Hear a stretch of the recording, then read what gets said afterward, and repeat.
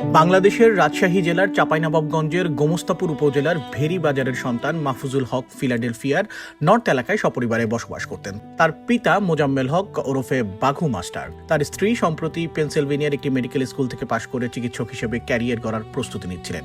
তাদের 14 বছর বয়সী একটি সন্তান রয়েছে। পরিবারের স্বপ্নগুলোকে ডানা মেলতে হাড় ভাঙা খাটুনি খাটতেন মাহফুজুল, কিন্তু এক রাতের একটি ভুয়া কল ও অতর্কিত হামলা লণ্ডভণ্ড করে দিল একটি সাজানো সংসার।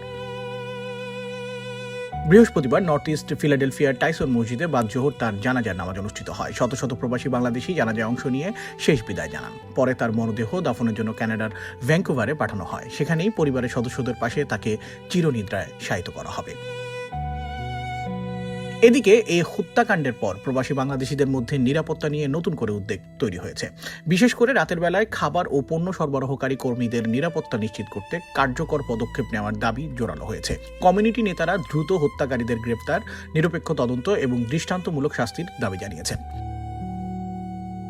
পুলিশের তদন্ত দল ও প্রত্যক্ষদর্শীদের সূত্রে জানা গেছে, গত মঙ্গলবার রাত 9টার দিকে সাউথ ইথান স্ট্রিটের 1000 ব্লকের একটি খাবারের ডেলিভারি দিতে যান মাহফুজুল। তদন্তকারীরা জানিয়েছেন, যে বাড়ির ঠিকানায় খাবার নিয়ে যাওয়া হয়েছিল সেই বাসিন্দারা আদতে কোনো অর্ডারই করেননি।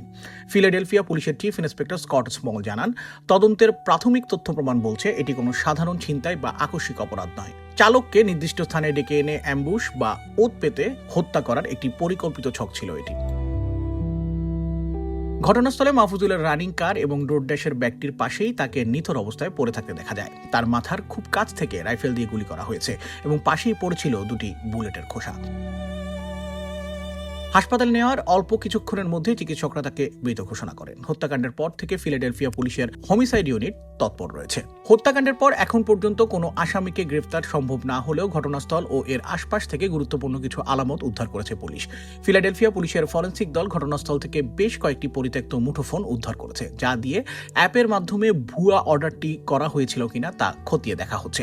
এছাড়া ঘটনাস্থল থেকে প্রায় আধা ব্লক দূরে একটি পরিত্যক্ত খাবারের ব্যাগ পাওয়া গেছে, যা মাহফুজুলের ডেলিভারি করা অর্ডারের অংশ কিনা এবং সেখানে খুনিদের আঙুলের ছাপ বা ডিএনএ রয়েছে কিনা তা পরীক্ষা করা হচ্ছে। পাশাপাশি স্থানীয় সিসিটিভি ফুটেজ বিশ্লেষণ করে কালো পোশাক পরিহিত 3 মাস্কধারী সন্দেহভাজনকে চিহ্নিত করা গেলেও তদন্তের স্বার্থে তাদের বিস্তারিত পরিচয় এখনো গোপন রাখা হয়েছে। এই নৃশংস হত্যাকাণ্ড ফিলাডেলফিয়ার আইন শৃঙ্খলার পাশাপাশি অভিবাসী কর্মীদের নিরাপত্তা নিয়েও বড় প্রশ্ন তুলেছে। হত্যাকাণ্ডের তীব্র নিন্দা জানিয়ে ফুড ডেলিভারি জায়ান্ট ডোরড্যাশ একটি শোক বার্তা প্রকাশ করেছে। তারা জানিয়েছে, খুনিদের আইনের আওতায় আনতে ফিলাডেলফিয়া পুলিশকে সব ধরনের ডিজিটাল তথ্য প্রমাণ ও লজিস্টিক সহায়তা দেওয়া হচ্ছে। বর্তমানে নিহত মাহফুজুলের পরিবারের সহায়তায় স্থানীয় কমিউনিটি পাশে দাঁড়িয়েছে। শোকগ্রস্ত স্ত্রীর পাশে সান্ত্বনা জানানোর ভাষা হারিয়েছেন প্রতিবেশীরা। ফিলাডেলফিয়া পুলিশ বিভাগ পিপিডি সাধারণ জনগণের প্রতি আহ্বান জানিয়েছেন, কারো কাছে কোনো তথ্য বা সন্দেহজনক সিসিটিভি ফুটেজ থাকলে তারা যেন অবিলম্বে 215-686-8477 নম্বরে যোগাযোগ করেন। একটি সুন্দর ভবিষ্যতের আশায় দেশ ছেড়ে সুদূর আমেরিকায় আসা এই রেমিটেন্স যোদ্ধার এমন করুণ পরিণতি যেন আর কোনো প্রবাসী শ্রমিকের না হয়। এখন এটাই প্রবাসের প্রতিটি সাধারণ মানুষের প্রার্থনা। সাইম শুভ, এটিভি USA, নিউ ইয়র্ক।